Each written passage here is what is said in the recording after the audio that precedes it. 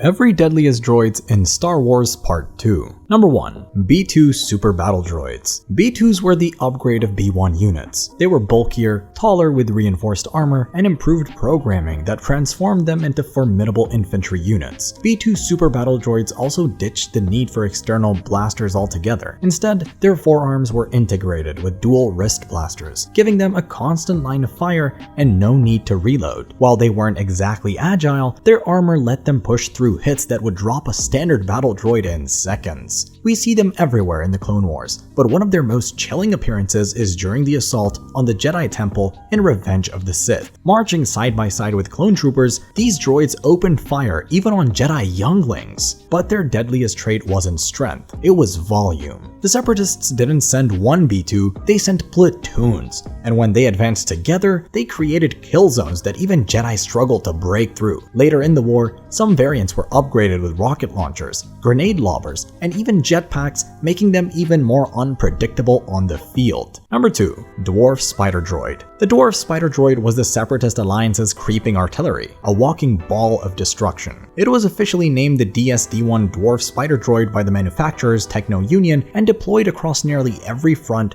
during the Clone Wars. It didn't matter if you were a clone trooper, a Jedi, or a seasoned field commander. When you heard that metallic thump through the dust, you knew it was coming, and you'd have to get out of the way. It was first seen during the Battle of Geonosis, stomping its way across the red sand, trading blows with ATTEs and clone artillery. Its core weapons, a powerful plasma cannon mounted on its face, capable of melting through Durasteel plating. And because it didn't have a head, just a single red photoreceptor that acted as its eyes, loaded with audio, thermal, and motion detectors, making them excellent at picking out hidden targets or laying down suppressing fire even in thick jungle or city terrain. Even the clones couldn't target any weak spot, except for their shape. All that firepower sat on top of spindly legs. If you could trip them, blast beneath them, or land a grenade just right, they'd go down. The Dwarf Spider Droid wasn't just a siege weapon either. This droid could scale vertical walls, anchor itself on uneven terrain, and provide mobile cover fire in city streets, mountain passes, and jungle choke points. The 4 hydraulic legs were equipped with sharp claws that let it dig in and brace itself mid-firefight or crush anyone who got too close. And if one ever broke through a Republic front line, that was usually the end of the line. Clones retreated and let the Jedi take it out. Even in the later days of the Clone Wars, they kept showing up, rusted, battered, sometimes even missing limbs, but still kept fighting. Number 3. Octuptarra Magna Tri-Droid. For short, they are called tri-droids, a name earned from their 3 massive legs, and most importantly, their 3 rotating plasma cannons. The Octuptarra Magna Tri-Droid was one of the multi-purpose droids. Standing over 20 meters,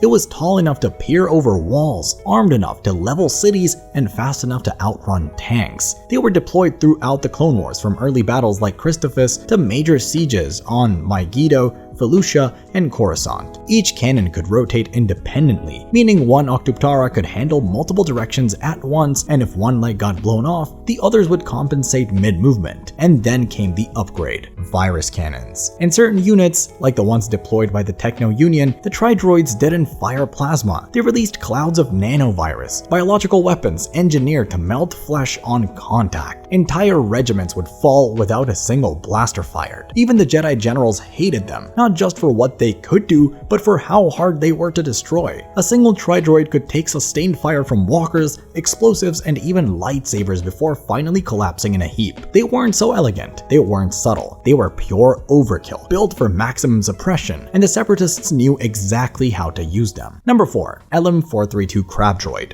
You know how some droids look like they're built to terrify? The LM-432 Crab Droid isn't one of them. At first glance, it just seems weird. A little clunky, kind of like an oversized bug. But then you see one skitter through a hail of blaster fire, dig its hydraulic legs into a tank, and crush it like a soda can, and you can actually realize you were wrong.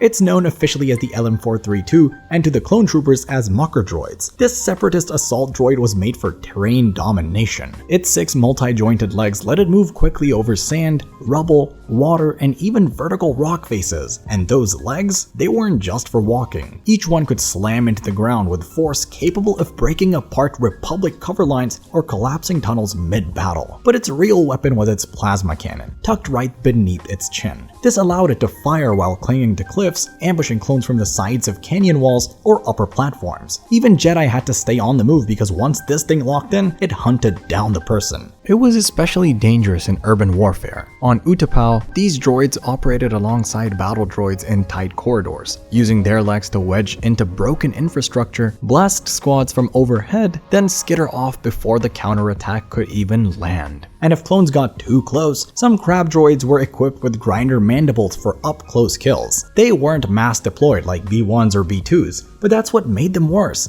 You never knew when one would show up. Number 5. Buzz droids. They are officially known as Pistoica sabotage, and they are not the type to destroy. They disable ships, aircrafts, and weapons. We first see them in Revenge of the Sith, during the Battle of Coruscant. Obi-Wan and Anakin were flying toward General Grievous's command ship when a missile splits open midair and suddenly they tore into the ships, drilling it till they could bring it down. It got to a point Anakin had to slice through them in free fall while still flying. That's how desperate it got. And even when Obi-Wan tried maneuvering, the droids clung to the hull like leeches, cutting deep, fast, and blind to danger. If it had been 1 or 2, they stood no chance, but for the fact that they moved in swarms makes them unstoppable. Number 6. Chameleon droids. The Chameleon droid was the Separatists' most deceptive weapon, a stealth infiltration unit equipped with active camouflage. It could bend light and sound around itself, blending into any environment like it wasn't even there. Imagine a spider droid and make it invisible.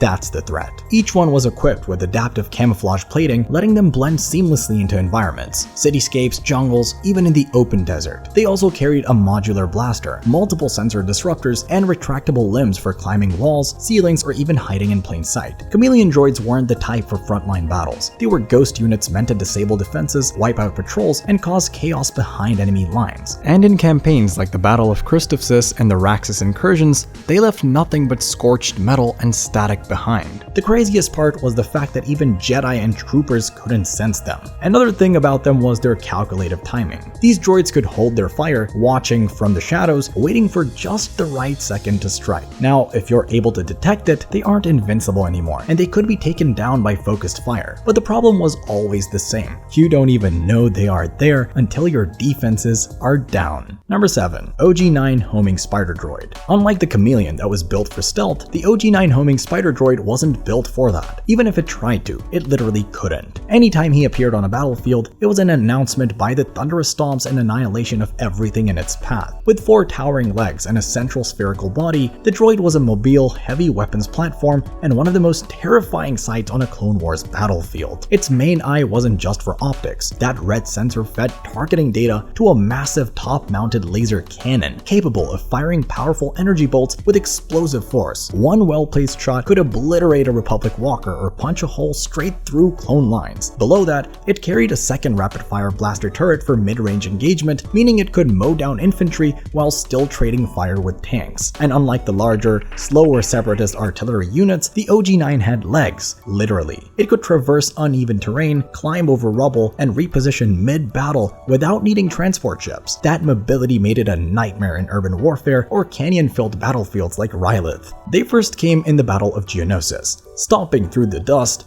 blasting Republic walkers and clone battalions like it's on autopilot. And here's the scary part. It was. The OG-9 was semi-autonomous, capable of identifying high-priority targets and coordinating with other droids without a central command. Yet, like most Separatist tech, it was mass-produced. There wasn't just one OG-9, there were hundreds, stomping across worlds in perfect formation. One was bad enough, a whole platoon? And while it wasn't as flashy as a Droideka or as fearsome as a Magna Guard, the OG-9 stuck around for the entire war. It was employed in Geonosis, Megiddo, and even later in Kashyyyk. Number 8. Sniper Droid Variant. Sniper Droid Variant was designed for one thing: perfect, untraceable kills. It was built off a thin, skeletal frame and equipped with a long-barreled, high-caliber laser rifle mounted on its arm for picking off targets from extreme distances, be it a Jedi, commanders, or critical battlefield tech. It didn't matter because it could calculate trajectory, wind drift, body movement, and distance, all in less than a second. And with a single shot,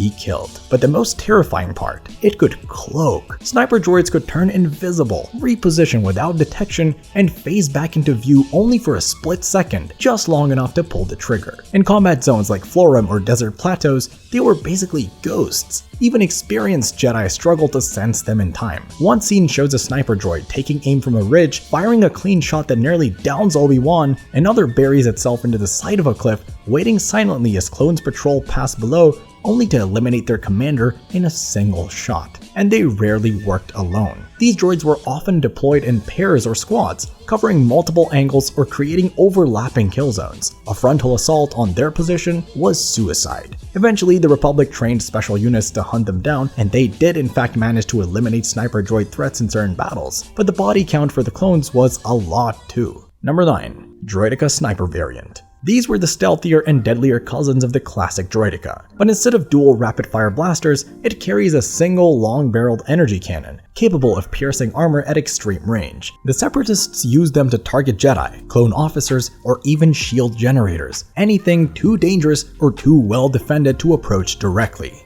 Once they are deployed, the droid would find high ground or a concealed position, deploy its shield, and enter a locked stance, stabilizing itself like a mounted artillery unit. From there, it could land kill shots from hundreds of meters away with terrifying accuracy. Even if you spotted one, good luck taking it out. Its shield was stronger than standard variants, and its legs, when locked, giving it almost zero recoil that allowed it to fire without exposing itself. A single blast could incinerate an AT-RT pilot or punch straight through clone armor. They sometimes worked in pairs, one drawing a fire with decoy movements while the other lined up the real shots. And because these droids were rare, they weren't fully understood, which made them even more lethal. By the time the Republic figured out what they were dealing with, it was often after heavy casualties. Number 10. Mark V Sentry Droid. These weren't your standard hallway guards. The Mark V Sentry Droid were entirely different. First time it was introduced was in Star Wars Rebels. The Mark V was built for Imperial installations that demanded more than just surveillance. It was fast, aggressive, and unshakably loyal to its last command, even if that meant fighting to the death. They were also stationed in ancient Republic facilities, often as silent sentries left behind to protect top secret tech or buried military installations. Unlike clunky B1s or lumbering super battle droids, this thing moved with speed and precision, fighting more like a commando than a drone. It could scale terrain, vault over obstacles, and strike from tight quarters, making it devastating in confined spaces like corridors and bases. When Kanan and Ezra stumbled upon one during their Jedi training at an abandoned Imperial facility, the Mark V didn't charge in blindly. It scanned and calculated before it fought. It pinned Ezra in place with blaster fire, then timed its charge perfectly to isolate Kanan. What made the Mark V especially deadly was how it learned. The longer it stayed active, the more efficient it became, adapting to enemy tactics and reacting like a living soldier. Some models were even equipped with melee subroutines, turning them into close-range nightmares if cornered. And unlike most Separatist droids, the Mark V wasn't part of a massive army. It was selectively deployed to guard secrets, secure ruins, or eliminate survivors. They were rarely seen.